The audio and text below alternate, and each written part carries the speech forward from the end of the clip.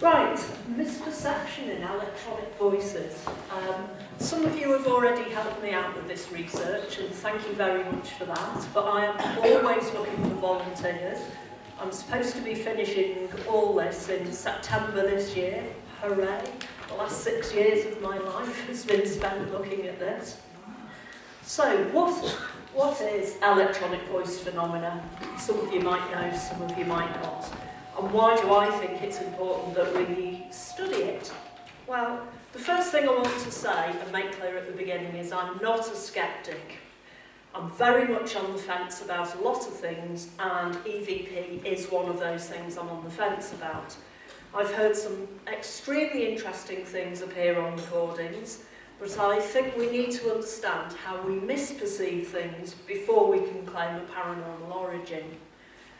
So, most of this talk is actually how we misperceive things, but that doesn't necessarily mean that I don't think there's a phenomenon to look at.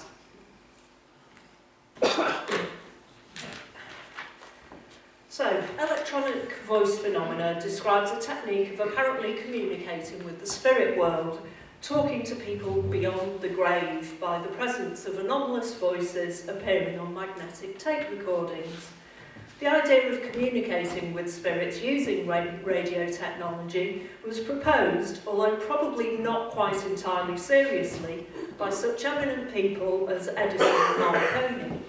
But the first documented case of capturing these anomalous voices was by an ethnologist, Waldemar Bogaras, who recorded apparent spirit voices on a phonograph in 1901 whilst observing a shamanic spirit conjuring ritual.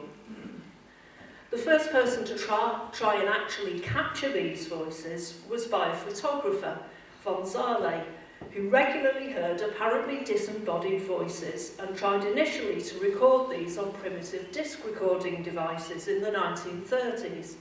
Sadly, he didn't document any of these early experiments, but he did describe to William Welch how he managed to capture anomalous voices in 1945 on a wire recording device. The voices were very faint, so he abandoned further experimentation until 1956, when he switched to tape recordings. In the 1950s, a number of researchers described successfully capturing these unusual voices on tape, including Raymond Baylis, who collaborated with von Zale. But it was a Latvian psychologist, Konstantin Raudava, who brought the field to public prominence by carrying out a large number of experiments, which he released in a seminal book in 1971. There have been a number of different methods used for recording these voices over the years, and Raudava himself developed at least 5 different methods of obtaining the voices on tape. The method commonly used for obtaining these voices is to detune a radio so that only white noise can be heard, which is the hissing sound you get when you're tuned between radio stations. You can place a recording microphone next to the radio, and you then, while recording the white noise, ask questions of the spirit world. And when you play the recording back, anomalous voices have appeared on the tape, apparently answering your questions or giving you information. There are a number of variations on the actual methodology used, but the common factor is the requirement for some form of carrier sounds for the voices to be able to manifest over, although some researchers say this may not be required. One of the goals of researchers over the years has been to build a device that allows real-time communication with the spirit world, rather than having to play back a tape to listen to the voices. As the field has grown, it's expanded to include almost any form of electronic communication, for example via telephone, television, computers, and it's now more generally called instrumental transcommunication. But I'm only concentrating on the tape or digital recording method, so I'll carry on describing it as electronic voice phenomena, or EVP. In recent years, researchers such as Cardoso have attempted to replicate the recording of anomalous voices on tapes under controlled laboratory conditions, with reportedly successful results. Cardoso simultaneously uses shortwave radios tuned to either the same radio frequency, which she describes as the Jurgensen wave band, which is about 1,500 kilohertz, or to different frequencies. A number of other current researchers have produced what they describe as significant results. However, the validity of the results obtained is somewhat questionable, particularly as the majority of these researchers profess a strong belief in the afterlife and describe the voices they obtain as providing veridical evidence of that afterlife. So a new method has also sprung up amongst ghost hunters, again in an attempt to conduct real-time communication. A device called the ghost box has been developed. The other name for this is radio sweep EVP, which describes how the technique works. Commercially available radios are hacked so that they constantly sweep between the stations, and apparently the spirits utilise fragments of voices, music and noise picked up as the radio sweeps between the stations and assembles these into words, phrases or sentences to communicate with the living. Ghost hunters use these devices to communicate with spirits in real time. They can ask questions and get answers straight away. Can you play that first clip? Are you here? Is anyone here?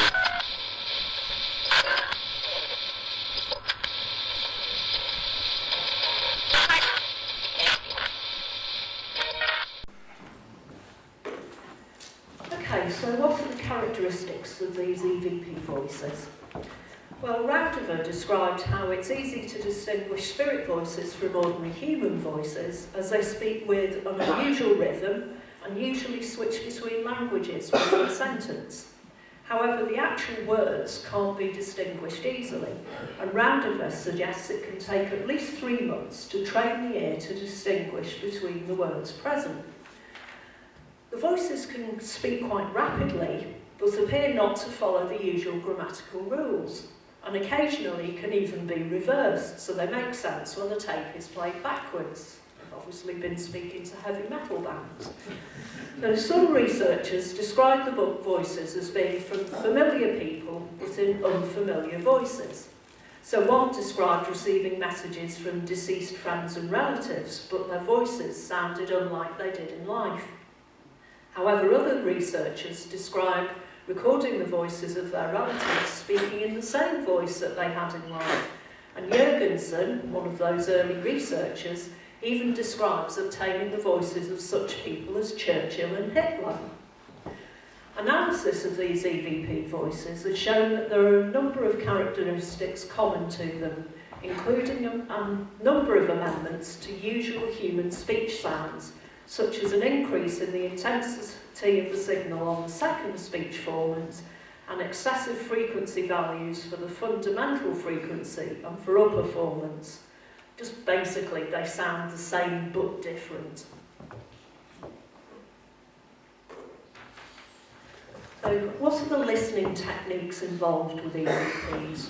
Well, when playing back EVP voices for the confirmation of what they're saying, Raudiver always gave listeners a script of what the voices were saying. He then played the clip repeatedly to the listeners until they either agreed with his interpretation, in which case the clip was classed as validated, or they disagreed with his interpretation, in which case he classed them as a poor listener and discarded their results. So obviously this is very flawed methodology, and Raudiver himself was observed to make a number of substantial errors during listening. And rather than increasing accuracy, the act of repeated listening was causing him to interpret the sounds into words he was expecting, rather than words resembling the sounds that were actually on the tape. So what are we to make of these EVP voices on tape? Well, obviously mainstream science has dismissed it as misperception and misinterpretation, although there have not been any studies to back this up. The opposite view, that these actually are the voices of the dead, presupposes that some form of consciousness does actually survive death, which both retains the characteristics of the person who's deceased and is also capable of communication. Interestingly, the Association Transcommunication, which is undertaking research to support this view, also discounts the ghost hunting method of radio sweep devices for obtaining EVPs. And of course, it's also possible to believe in voices on tape with a non-paranormal explanation. There are very few studies looking at paranormal believers' propensity for auditory misperception, although there have been a number of new studies since I started looking at this way back in 2009. So in my PhD, I'm looking at how and why people may perceive random and pseudo-random noise as voices. One of the main triggers for me to start the research was the fact that skeptics always dismiss this phenomenon as a load of rubbish, and when asked why they hadn't looked at it in detail, they always said, "We don't need to look at it, we know it's rubbish," which for me pretty much sums up a completely unscientific method of approaching any subject, which gave me a useful sideline in the study, which is looking at how skeptics can ignore evidence that is actually there. Okay, so psychological and neuropsychological accounts of EVP. Well, it's difficult, or probably at the moment impossible, to prove or disprove the existence of an afterlife and communication with the dead. However, there has been considerable research into how individuals might misinterpret events as anomalous, particularly how those who believe in the paranormal might be more likely to misinterpret events. So Irwin describes a top-down cognitive process whereby people maintain their paranormal belief by utilising deficient reality testing processes in which they attribute a paranormal explanation to an unusual event without testing whether such an explanation is logically plausible or not. Thus, each apparently paranormal experience reinforces their a priori belief, which in turn reinforces their paranormal interpretation of subsequent events. So according to this model, believers will be more likely to report hearing EVPs, particularly if they report having already heard some, for example during ghost hunts. And comparable top-down processes have been shown to occur in human auditory perception. So Hines demonstrated how participants rated ambiguous speech as much clearer when they were given a transcript to follow whilst listening. This mimics the technique used by EVP researchers such as Rowdiver, and indeed the many YouTube clips where listeners are prompted as to what they should be hearing. In fact, I took part in a study last year in London where a group of us were attempting to obtain EVPs, and unfortunately the lead investigator sent us all copies of apparent EVPs he'd found in the recordings, where the file names of each clip were the words apparently in the clip. So I just had to bin the lot, there was no point listening to them. Blackmore and Moore showed that paranormal believers were more willing to report seeing forms in a noisy visual image, and they suggest that this might apply to auditory tasks as well as visual ones. Brugger, Landis and Regard found that believers were more likely to report the presence of meaningful information in randomly presented dot patterns, and believers are more prone to make these type 1 errors, a tendency that Sherman calls patternicity, or the tendency to find meaningful patterns in meaningless noise, and he suggests that we display this behaviour as it might have survival advantages, and if it's not an advantage, it's certainly not a disadvantage, so we still display it as a behaviour. Davis et al. Describe how listeners who've been trained in interpreting time-compressed speech show a form of perceptual learning that allows them to still perform better in these listening tasks on retesting 12 months later, mimicking again the model described in EVP, where people can become trained listeners. When people are played sine wave speech, we'll come on to that in a minute, but not told it's based on speech, most listeners won't recognise it. Because as soon as they're told that the sounds are manipulations of natural speech, they'll immediately interpret the sounds as words and provide quite accurate transcriptions of the speech. This shows just how strong the ability to interpret sounds in a linguistic framework can be. And I'll give you a demo of that later, if we can hear it. Excellent. So if EVP proves to be nothing more than misperception, it may be supposed that there must be a psychological reason for the individual to be interpreting and believing that they're hearing the voices of the dead. There's been a considerable body of work looking at the reasons why people may assign a paranormal explanation to events.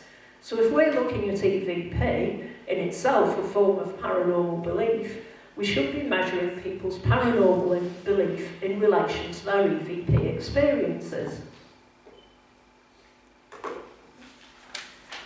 So, individual differences. Well, a number of individual difference measures have been used to investigate paranormal belief, and I've used these measures to look at an EVP population. So, very briefly, so far I've carried out 2 questionnaire studies, one looking at paranormal belief and one looking at individual differences and personality measures. I'm partway through study 3, which is an auditory experiment, and I'm also, because I'm running them simultaneously, partway through study 4, which is another auditory experiment, but I'm not going to go into too many details because I want you all to take part and help.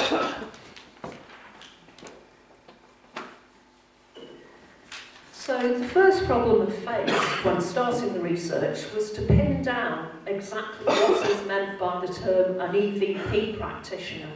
Who's an EVP? Who looks at EVP?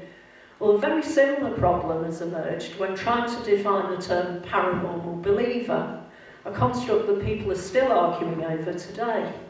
So eventually I devised a questionnaire which enabled me to distinguish between people who didn't believe in the concept of EVP at all, people who believed but had never heard one or tried to obtain one, and people who had heard what they considered to be genuine EVP and used the technique to apparently communicate with the dead. It also allowed me to gather information on when and where people were using EVP techniques. How long do EVPs last? Are they pleasant? Are they threatening? And so gain a picture of the type and content of EVP experiences that people were having. Now, I've not done a full analysis of that data yet. That's going to happen after I finish a PhD, because obviously the university doesn't like me saying, I've got proof of the afterlife, let's get to it. You get kicked out for that kind of thing.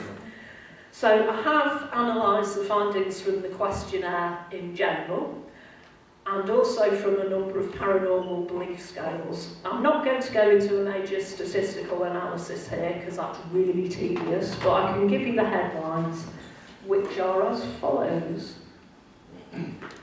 Right, the Ghostbuster logo represents people who don't believe in anything. One ghost is the people who believe in EVP but never actually use it or experience it, and the lots of ghosts represents the people who use EVP and communicate with the dead. So, when we're looking at traditional religious belief in psi, witchcraft, spiritualism, extraordinary life forms and precognition, the low and high EVPers all score significantly higher than the non-believers, which we expect. Superstition. Well, the low believers actually showed higher superstition.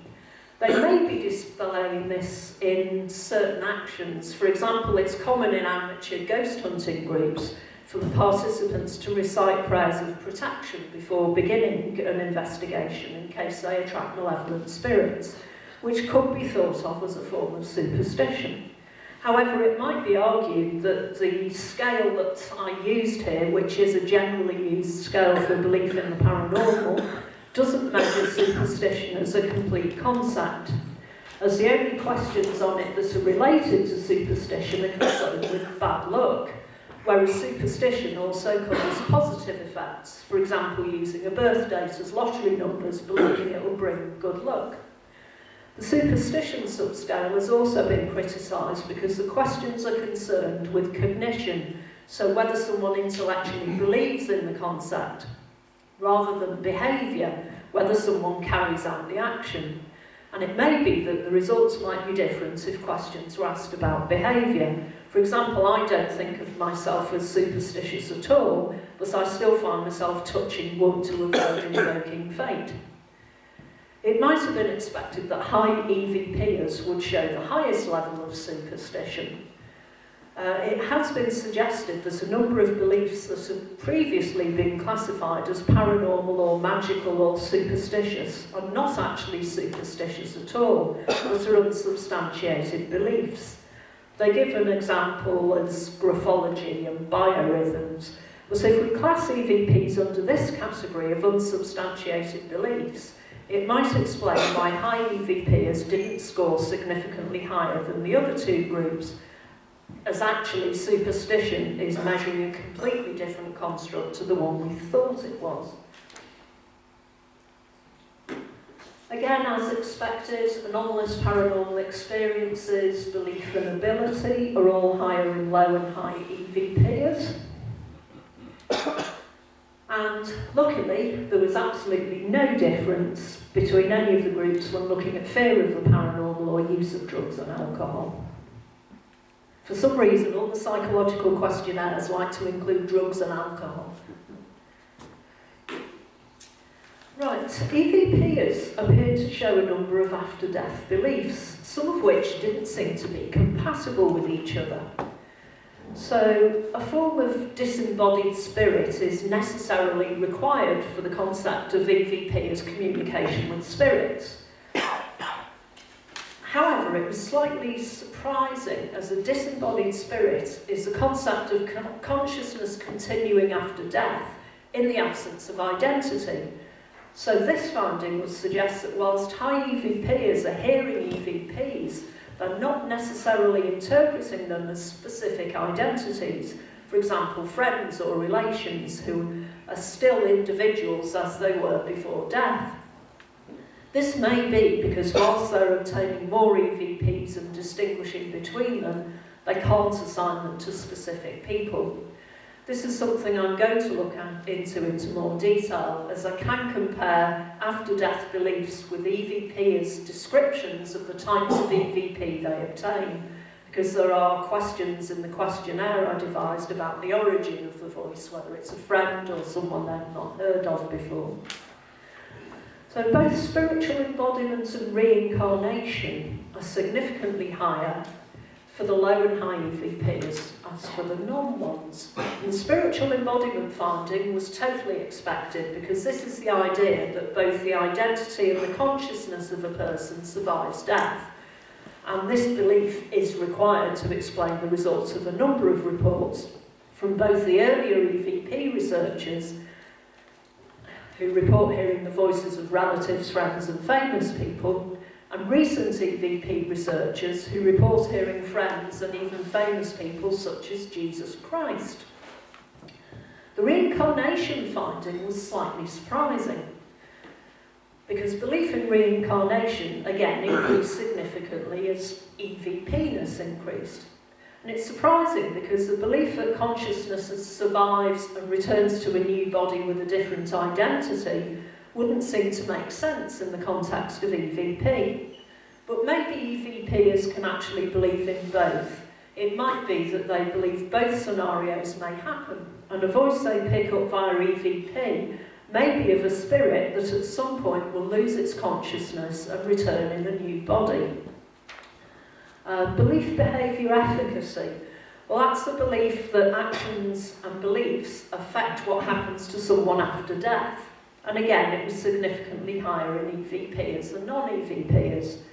Again, this could be tied to the fact that EVPers also displayed a higher level of belief in traditional religious beliefs, as a recurring theme in religion is the belief that how you act in life will influence what happens to you after death.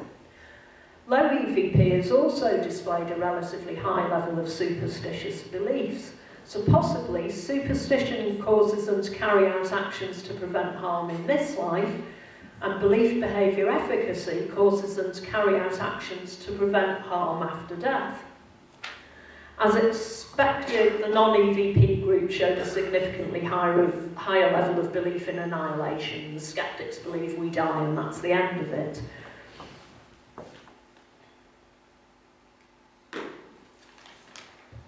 The high-EVPers showed a significantly higher level of agreeableness than non-EVPers and a significantly higher level of conscientiousness than low-EVPers. So the EVPers are nicer people than the skeptics. Now, these factors have previously been shown to be higher in religious participants rather than participants with paranormal beliefs. However, the EVPers in this study not only showed the highest levels of paranormal belief, but also the highest level of traditional religious belief, so this might account for those findings. Right, reality testing.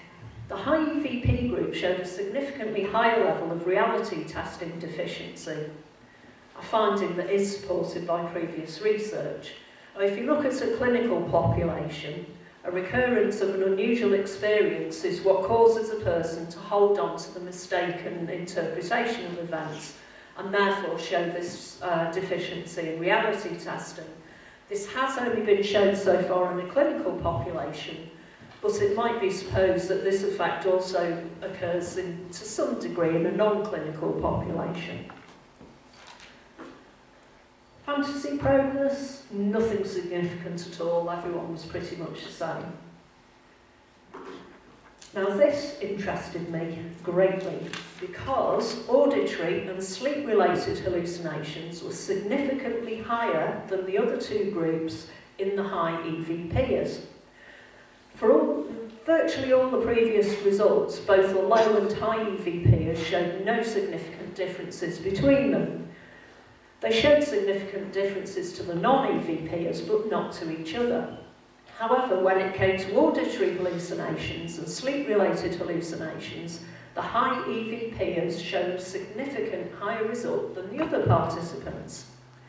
So, a very quick summary of that is, basically, EVPness is related to paranormal belief and experience.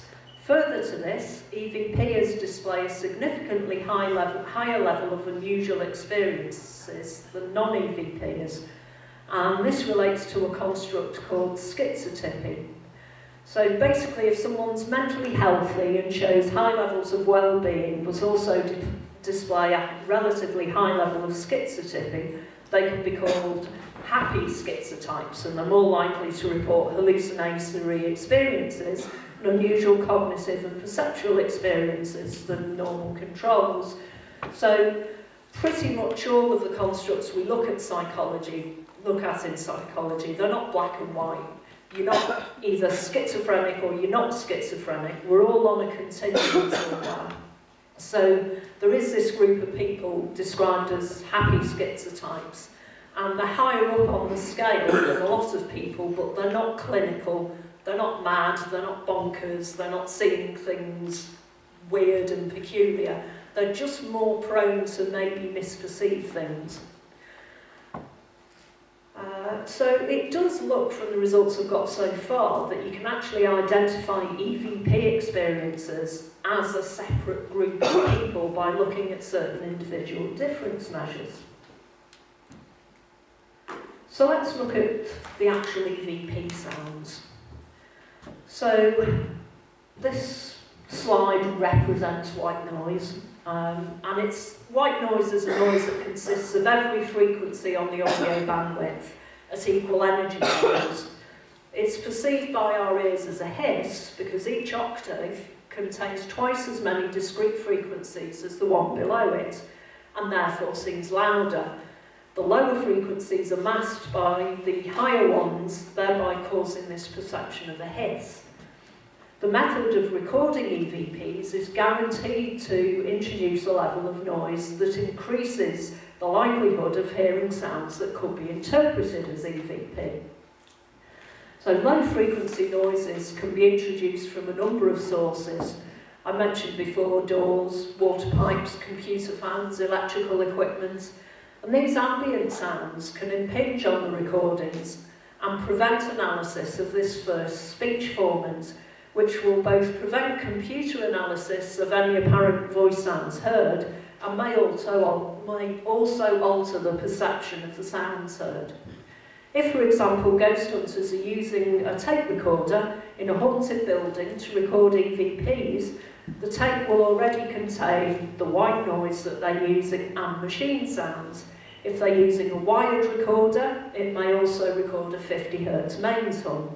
If someone then records white noise as a carrier signal, there's a lot of different noise sources which combine to form a very noisy recording.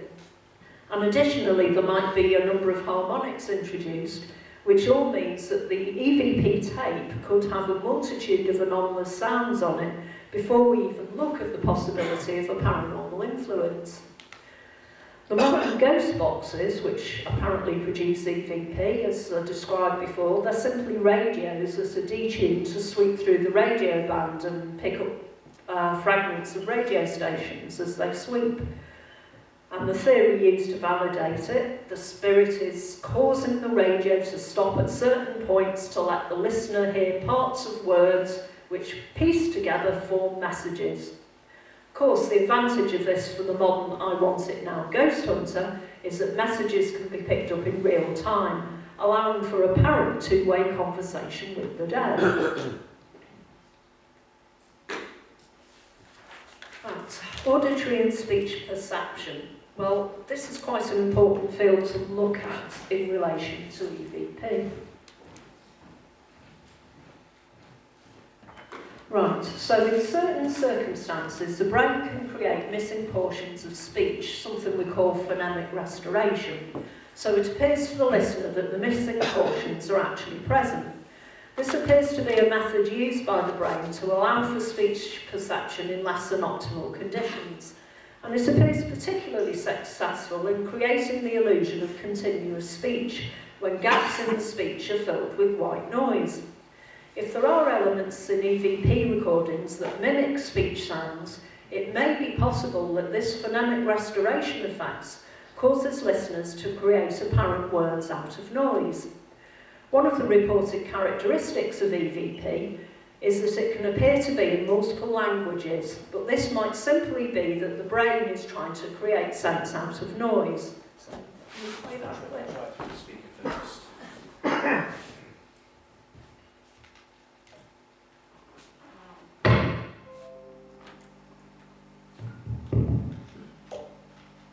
Do you understand what I'm trying to say? Do you hear that? Yeah. Do you understand what I'm trying to say? Can you make out what that says? Probably it's too quiet to hear what it's saying. It should, yeah. Do you understand what I'm trying to say? Do you understand what I'm trying to say? Sounds like someone said he's dead at the end. Yeah. If I tell you they're saying, do you understand what I'm trying to say, and then play it again? Do you understand what I'm trying to say? Yeah.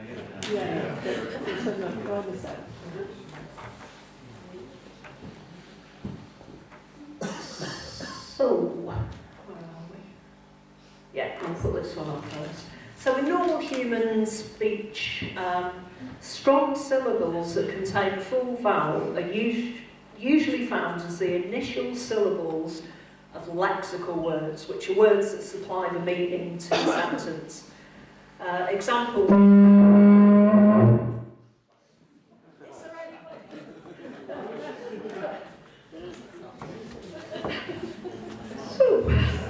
Examples, that woke you all up anyway.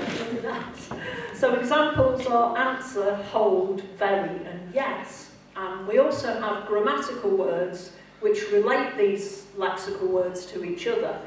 And they're defined by having a weak syllable as their initial syllable, for example, giraffe. Weak syllables are also found in non-initial positions, so jumper has got a weak syllable partway through. But where speech is ambiguous, so you can't really tell what's being said, people automatically insert a speech boundary before a strong syllable and delete boundaries before a weak syllable.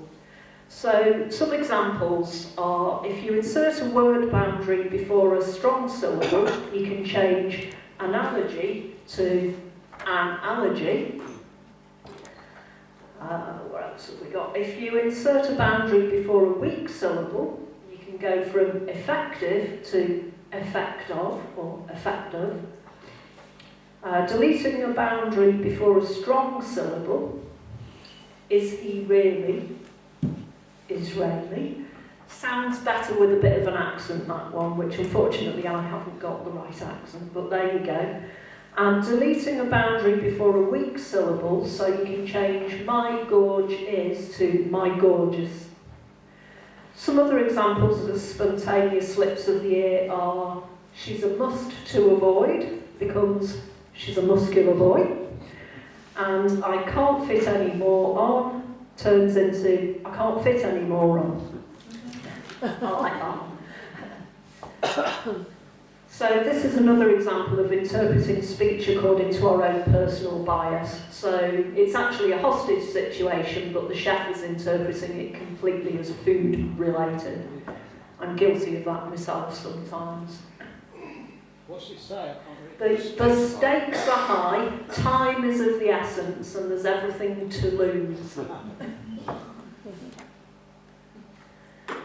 Right, pronunciation of words. Well, pronunciation of words within speech can vary according to a number of factors. Some words are not pronounced in the same way during casual speech as they are in formal speech. For example, the words this shop. In casual speech, that's frequently pronounced with a blending of the words to give a long S sound. So this shop rather than this shop. Vowel reduction is the process by which a vowel in an unstressed syllable may be reduced to the schwa sound, as it's called in linguistics. For example, the A in about, the O in harmony. Now, I don't know how many people remember Beavis and Butthead, but they always used to go, and the is the schwa sound. But during faster speech, the schwa sound might be reduced or absent. So a vowel might be reduced to a schwa sound, and this schwa sound may itself be reduced or absent. This effect does vary between languages, so in Spanish, reduced vowels still maintain their basic qualities, but in English, the reduced vowel sounds might be so distinctive that they become phonemes in their own right. And this variability in pronunciation, not only between languages, but also between how we pronounce things, might affect what EVP experience report when they're faced with ambiguous signals. So, suggestion. It's all right, I'm not going to hypnotise you. Well, not today, anyway. So, I've been looking at some of the vast quantity of EVPs available on YouTube as apparent proof of the paranormal. One of the biggest problems is that once someone's told you what you should be hearing, you can't hear anything else. I don't know if any of you have seen the clip online of Peter Kay with the misheard song lyrics. If you haven't, look it up and this will explain this totally. So if participants are told what they should be expecting to hear before listening to a sound clip, they'll interpret the clip in the manner they've been prompted. Under seance room conditions, paranormal believers are more suggestible than non-believers, but only when the suggestion is consistent with the evidence of paranormal phenomena. And this effect is likely to extend to EVPers. Recording sounds in paranormal locations, they're more likely to interpret sounds as paranormal in origin. So, fingers crossed these work, but I've got some sound clips for you to listen to.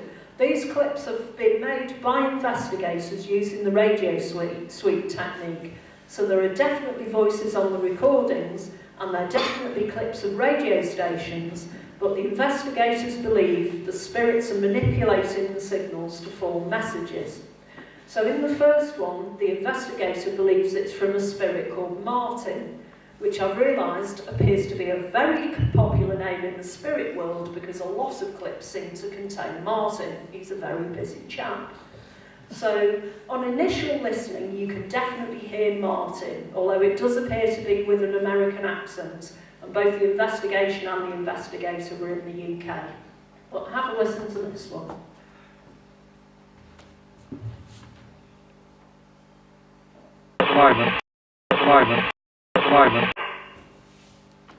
Could you hear any of that? It doesn't sound very good coming through that speaker. It needs to come through the main ones, really.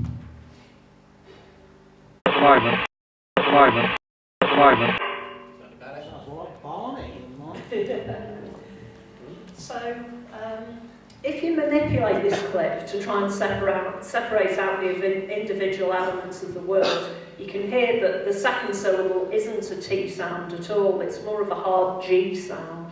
So can you play the Martin slowly?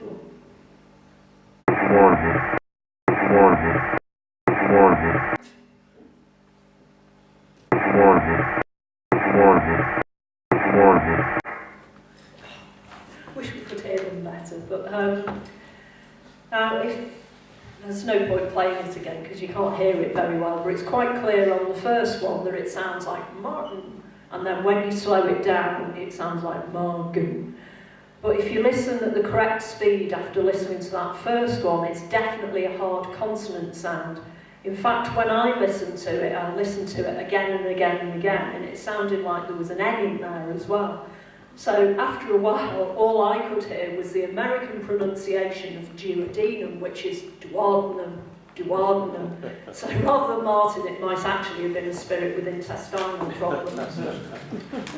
So we'll have another go at listening to these. So there's another one that it's apparently got the name Denise on it.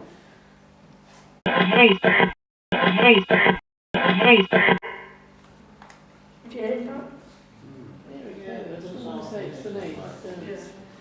But again, if we isolate the clip, slow it down so we can hear the individual phonemes, it becomes apparent there isn't actually an initial D sound at all. That's been filled in totally by the investigator due to the noisy background.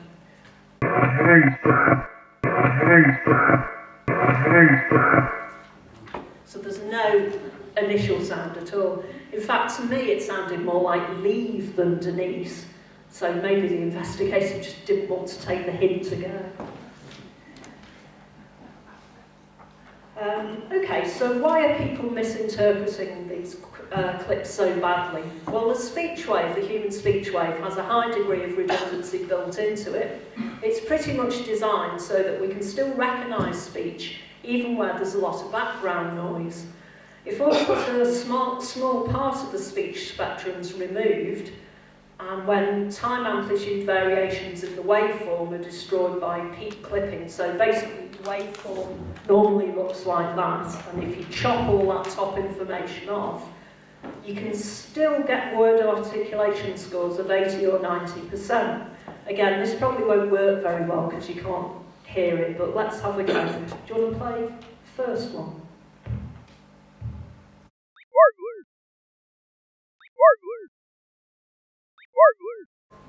Could you make any words out in that? Martin, it's an American accent, Martin. Okay, let's play the second clip.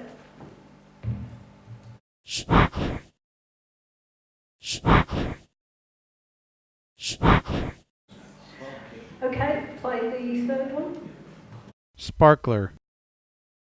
Sparkler. Sparkler. Can you play the first one again?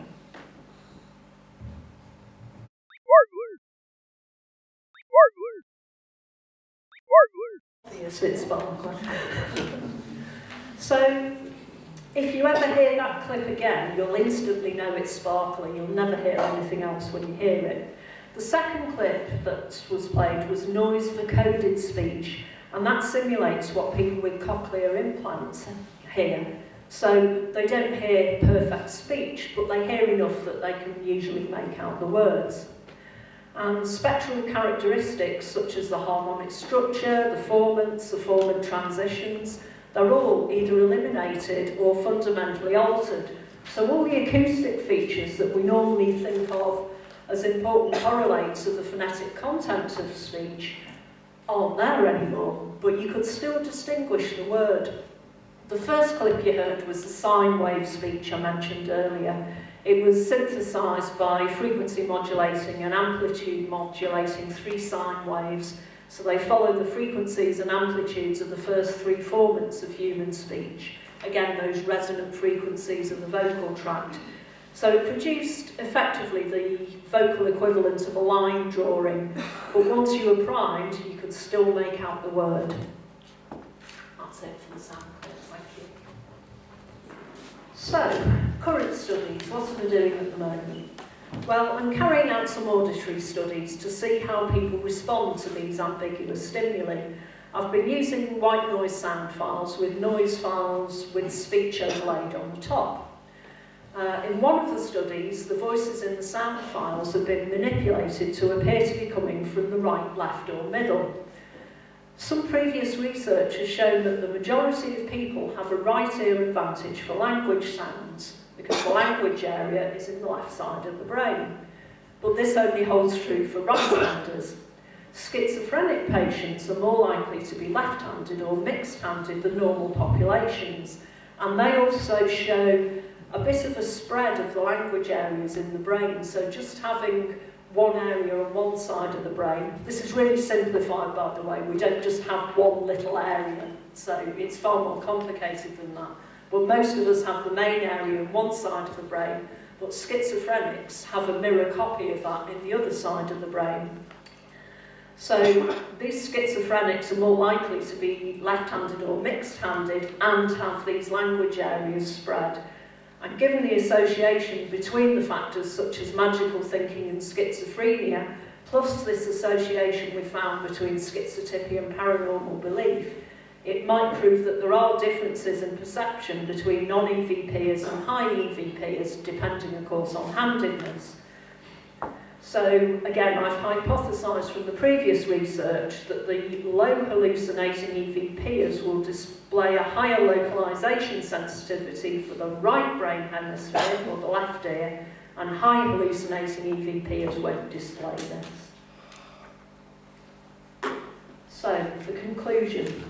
There's been considerable research into individual differences in paranormal believers, but little or no research into EVP experience. A specific subset of paranormal believers who are prone to misinterpretations of ambiguous sounds in a paranormal context. From the current research, it's been shown that participants can be divided into 3 groups: non-EVP, low EVP and high EVP, and a number of individual differences can be predicted for each. Additionally, it's been shown that level of EVP-ness and suggestion can alter the criterion used when people decide if a voice is present in white noise or not. So if you prompt them there's something spooky in there, they're more likely to say they hear something spooky. The results of the questionnaire individual difference studies and the auditory tasks should give a picture of how people misinterpret ambiguous sounds, particularly when it's related to their belief. And this should give an overall picture as to the mechanism and psychology of how and why apparently random white noise is misperceived as voices, and why these apparent voices may be interpreted in a paranormal context. An understanding of the properties of this white noise and the individual differences that cause some individuals to more readily misperceive these as human speech may suggest further future areas of interest. For example, we might be able to extend this to more clinical populations. There are a significant number of people who believe in the paranormal, and a number of these believe they can communicate with the spirit world and offer ambiguous sound clips as proof of this. Up until now, the default position of the scientific community is to dismiss these claims as nonsense, with little or no evidence. However, if true scientific methods are to be followed, then this should be tested and shown to be either true or false, hence the purpose of this current study. It will also give some insight into auditory misperceptions in general and how suggestion and context can influence perception to a large degree. There is some early evidence to show that the effect of scepticism can cause an equal but opposite result. Not believing a signal is present when it actually is could signpost that true neutrality is required where any ambiguous stimulus is present. So rather than being a total believer or a total misbeliever, The people in the middle with a bit of belief tend to be far more accurate at actually distinguishing what's there. So, thank you. Does anyone have any questions?